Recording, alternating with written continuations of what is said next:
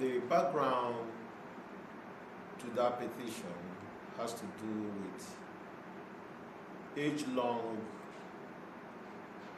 border conflict between the people of Ezeukwu in Bende North State constituency, Abia State, and the communities of Ndi Obasi, Ndi Obobo, and Ndi Obilago, all in Ivo local government,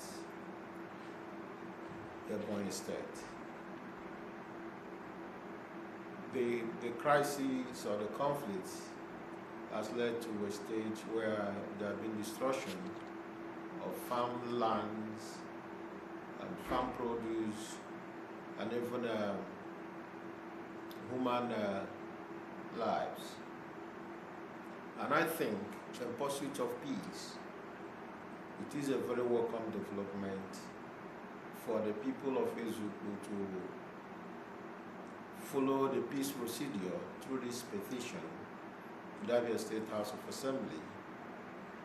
And I am also happy with the decision of the House to subject them to a committee that will liaise with His Excellency the Deputy Governor, Engineer Metu, who is the chairman of Boundary and Ancillaries, for there to be a harmonious settlement that will bring about lasting peace, which will ensure the peace between these communities and also ensure development, because peace brings about economic development, and development on the long brings about a sustainable economic benefits to the people and Bende North and Abia State as a whole. So I think the decision the House took today is a very laudable one in peacemaking, peace building, and conciliatory procedures. Abia State has always been the economic hub, not only in Nigeria but Africa, because I knew growing up, it is said that Aba is the Japan of Africa. Not only Nigeria or Abia State, the Japan of Africa. And over time, due to collective administrative amnesia, from the national and down the spiral trend, it seems she lost that vibe. And I think what had been done, because I believe administration is a continuum, what had been done by training some people overseas by the past administration and the infrastructural development being orchestrated by present administration. And I think in conjunction with security, the vibe is not only been sustained, but giving, what do I say, a momentum that will further place Abia economy on a global pedestal. So I think it is a welcome development that should be sustained by all Abia people, both those within and without, to ensure that our people will begin to consider a vast investment. Like I said elsewhere, during a speech, I mentioned Spielberg in his book, The Jewish Phenomenon. He said, Israel thrives because all Jews try to bring back a piece of their investment anywhere in the world to Israel. So orchestrating a reversed investment will galvanize the quantum development to Abia and Abia State. Imagine when people begin to bring part of the investment. Maybe one has a headquarters in Abuja, in Lagos, Kaduna, Kano, and they bring back the branches here, like most companies used to do. If you remember the glorious days of Abba, Volkswagen, Lever Brothers, Nigerian Breweries, Dunlop, all the big companies, anyone that didn't have a branch in Abba were missing something. Imagine when such a glorious era is relieved again with people in diaspora bringing back of the investment from all over the world. Imagine the level of economic development.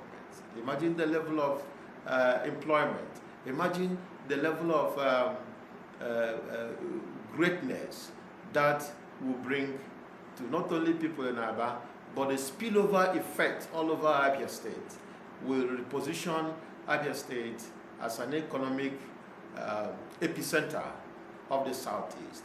I want to witness a situation like was said in the 50s, that Southeast was the fastest growing economy of that era.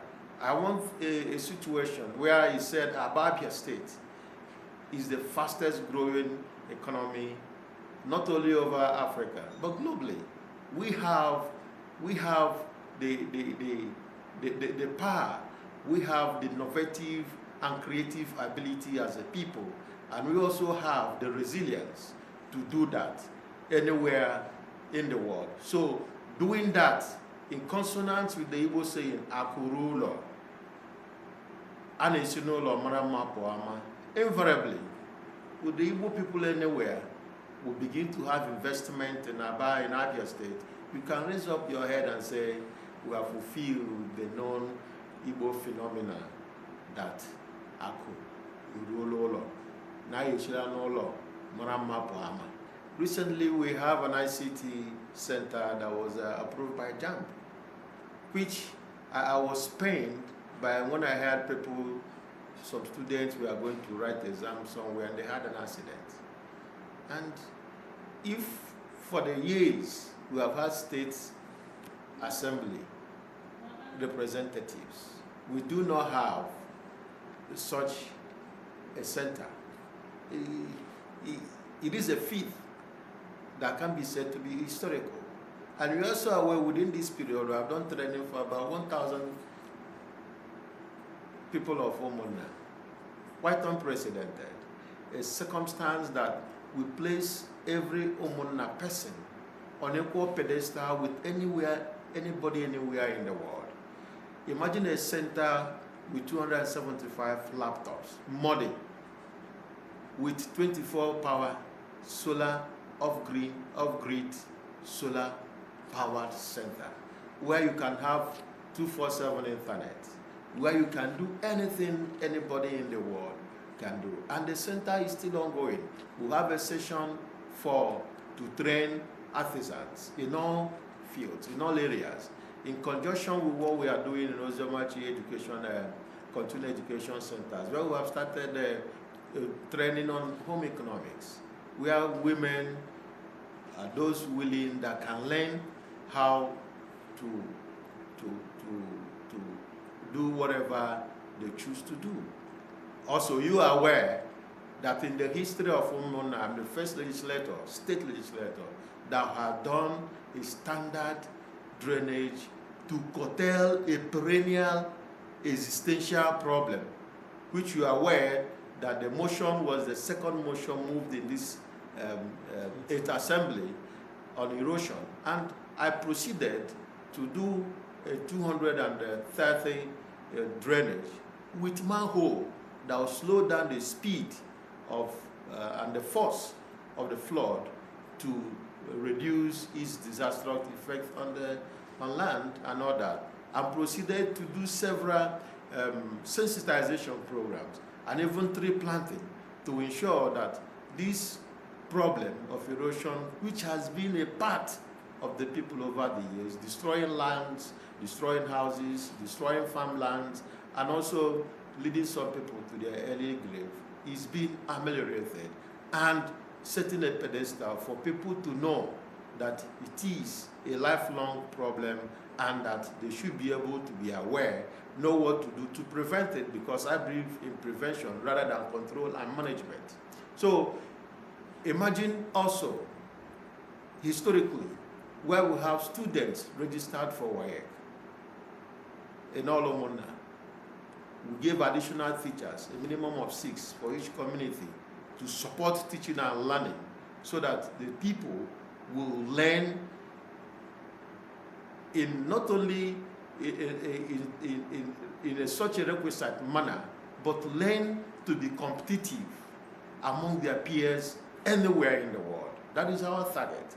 So I think it is a holistic contribution to the development of Omona. So we are no more talking about expectation, we are talking about sustainability, to the point that the people will say of a truth that somebody like Oziomachi traversed the legislative plane of Bendenok State constituency and also fulfilled the saying, Oziomachi is to ensure the well-being of the people. You also are aware of agricultural revolution. Traveling down Omona presently, you will see investment along the major roads leading to Umuahia to Ahafia.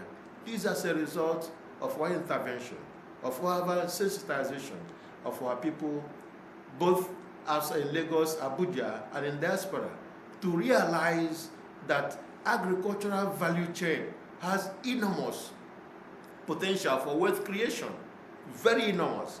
For instance, 2003, China overtook US and Europe and became the highest earner in agriculture, with 500 billion revenue generated. Quite historical. In the past, US and Europe used to generate about 200 billion, but China generated 500 billion. Imagine what that could do if we begin to realize our preachment, our sensitization on modern agriculture, that our people begin to invest like they're doing. And it creates huge investment opportunities. It creates huge employment opportunities. And also, it places our people, our constituency in the global map as investment center for agriculture, and where you can get agri experts that can be exported anywhere in